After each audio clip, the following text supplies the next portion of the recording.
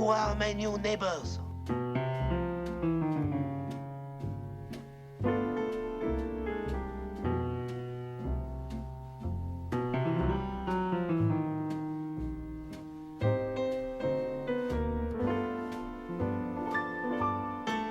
It was absolute agony for Albert Finney. He was in a play at the time. So what we did, madly courageous, but it worked like a dream, we hired an ambulance. And it would pick him up at his home, and in his pajamas, lie down flat, trying not to wake himself, and hopefully go back to sleep as quickly as possible.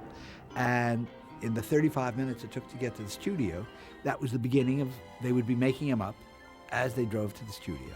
It was none of the fine work, it was basically just the pieces, the nose was very important. So they put the large things on. 35 minutes later, they're at the studio, and now, letting him sleep, they'd go ahead with the fine work.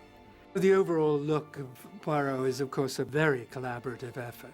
It starts with Sidney and Albert's perception of what he should look like, and then I do drawings of that. And then the key collaboration, which is between Stuart Freeborn, the makeup designer, and Raymond Gow for the hair, and myself.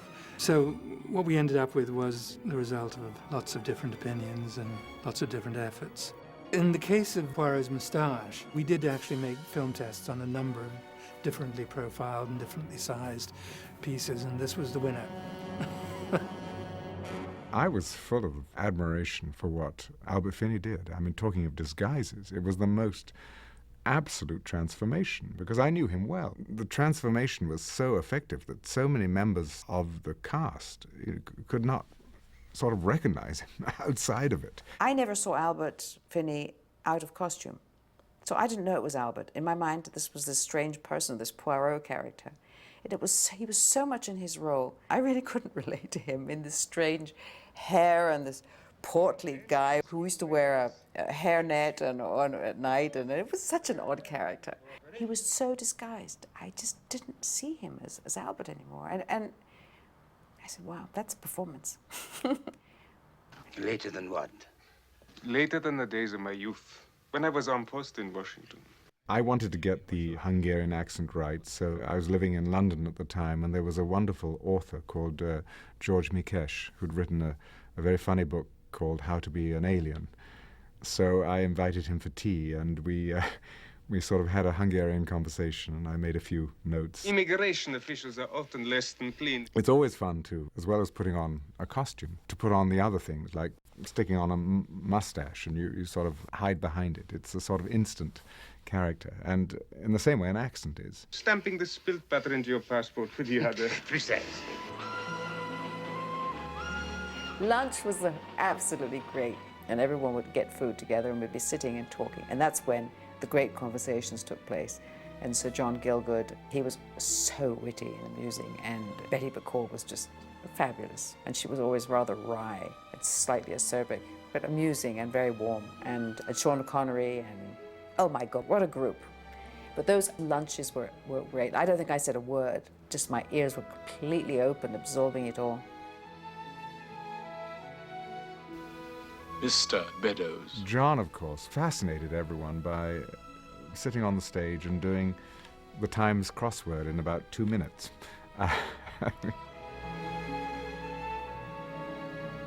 Agatha Christie always gives you every clue, which is then repeated later by whoever is solving the crime. I shall make you an emolument.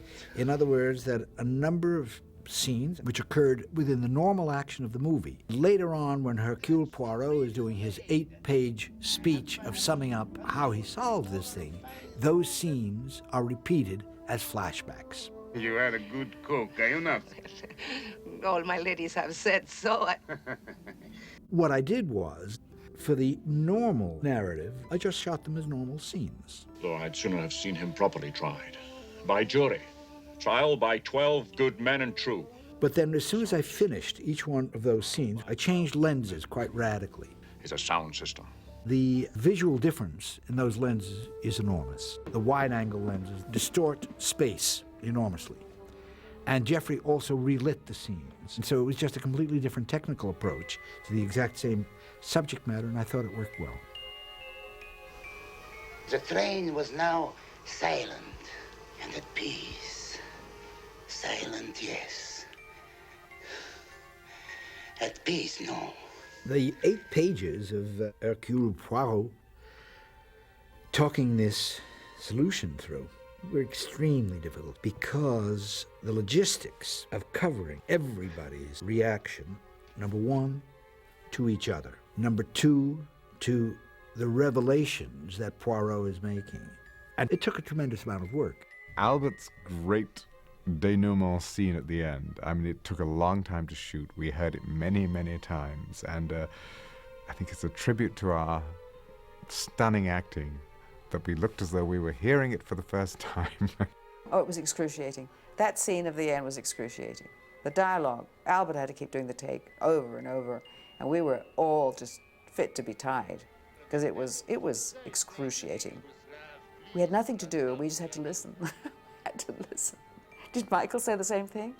To really make it work, the actor, even if he's off screen, has to give the same intensity of the performance. It's unfair otherwise if you just mark it. And you don't get the same reaction. You know, it's sort of axiomatic that you perform as intensely off camera as you do on. So, you know, Albert must have gone through that gigantic speech, unlimited amount of time. But it works. It is I who should be committed to a bed in a mental home. It is I!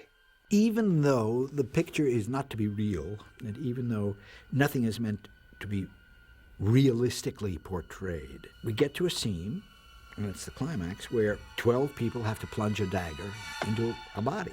Here again, reality was helping us. There is, in actuality, in each compartment, literally a blue light.